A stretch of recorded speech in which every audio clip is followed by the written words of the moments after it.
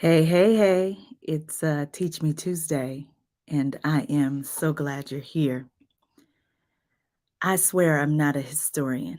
I love to look to the future about and think about what's coming next, and often feel like a relentless focus on the past can be debilitating. And yet, the older I get, the more I experience I start to see that in order to be able to make change, we have to recognize that there's so many things that we have dealt with in the past that is revisiting and showing up again today. So can y'all help me understand about the likes of Jason Whitlock?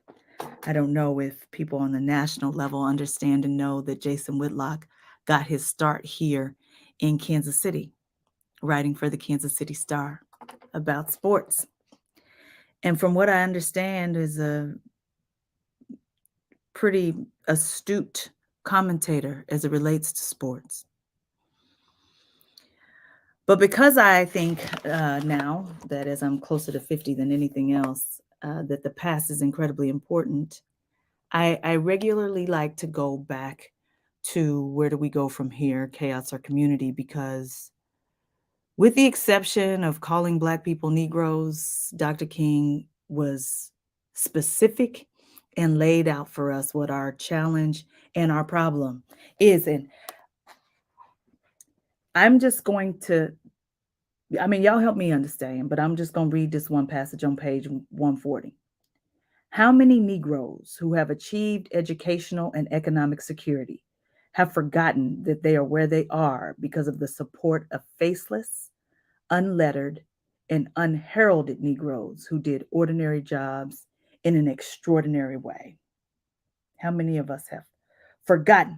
How many successful Negroes have forgotten that uneducated and poverty stricken mothers and fathers often worked until their eyebrows were scorched and their hands bruised so that their children could get an education? For any middle class Negro to forget the masses is an act not only of neglect, but of shameful ingratitude. I am one of the ones who did watch the video of Tyree Nichols. I tend to almost always watch the videos. I don't judge anyone who chooses not to do so. You must protect your peace. For me, it is not my peace being disrupted, it is instead my resolve being strengthened. And some people don't need to see it in order to have their resolve strengthened. Me, I look at the horror and the history of racial terror in this country that is still going on today, because if I don't, there are people with all different colors of skin who will say, well, where are the daddies? You see, can you help me understand how Jason Whitlock gets to a question like, where are the fathers? And this is the kind of perpetual harm that's created because we have Black single mothers.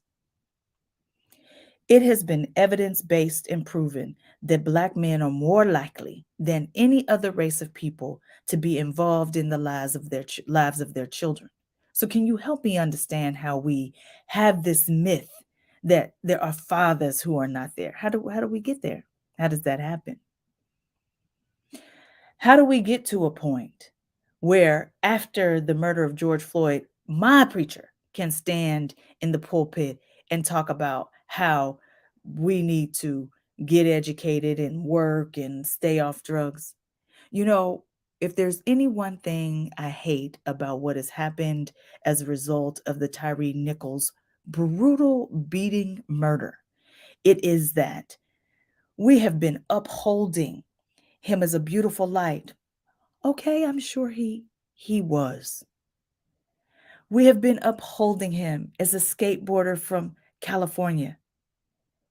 I'm sure he was. I watched the beautiful videos. But can you help me understand? Does that punch to the face, that kick to the head, does that mean that if he were a criminal, if he were a street dude, if his mother was a single mother, his mother was a prostitute, if his mother, you don't even know nothing about her, does that mean that he would have been deserving of a punch to the face? And so, one of the challenges and problems with us not understanding how racism in this country works, we have to lean to Dr. King, you see, because this country has made the race, the skin, the stigma. Of all of those officers, you think they don't know that they could not have treated a white person in that way? No way. There's no way that they would have punched and pushed and prodded and beat and kicked. Mm-mm. They know better. You help me understand when we start to gentrify our neighborhoods, we know that it's happening because you'll see a singular young white woman walking, jogging with a ponytail down the street as if it's the safest zip code in the nation. She is safe though, because we all know that we place value, consider it to be normal and beautiful and acceptable to have white skin. And if we are going to say that, oh, well, it is the single mothers who are the problem here, why would that come up when we're talking about Tyree Nichols? Help me understand. The man was raised by his mother and his stepfather. That's not the definition of single motherhood. And it is a precarious notion that for the sake of likes and clicks and a few extra dollars, we are willing to double down on the idea that the skin is the stigma. The skin is the stigma. And I can understand that, yes, there may have been a personal beef. There are 3 dimensions of us rectifying the issues we have with racial inequality in this country. And it is the personal, it is the institutional, and it is also the interpersonal. You can make sense of one person have personal beef and one person deciding that they are going to engage in such brutal terror. For other people to watch and to engage in it with you is a cultural issue within policing. The fact that no one thought it necessary, you help me understand. I'm always willing to be wrong. But that no one thought it necessary to run in and stop it means that this is acceptable and normal and nobody is appalled. My question is, who started the Scorpion Unit? How many Scorpion units do we have throughout this country? How many of them are in place that we are turning our eyes against, away from? It's a dehumanizing that is elevated and levied by policy. And until we end qualified immunity, we will continue to see these types of things happen over and over and over again. It's the institutional component of racism on full display for us.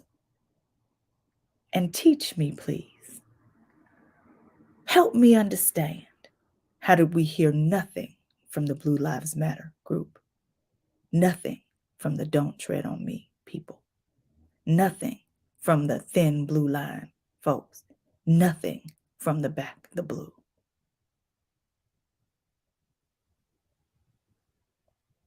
This country has made the skin the stigma. And what is our way out? What is our way out? And Jason Whitlock is nothing if he is not proof that Black people hate Black people too. Dr. Ibram Kendi wrote the book Stamped from the Beginning.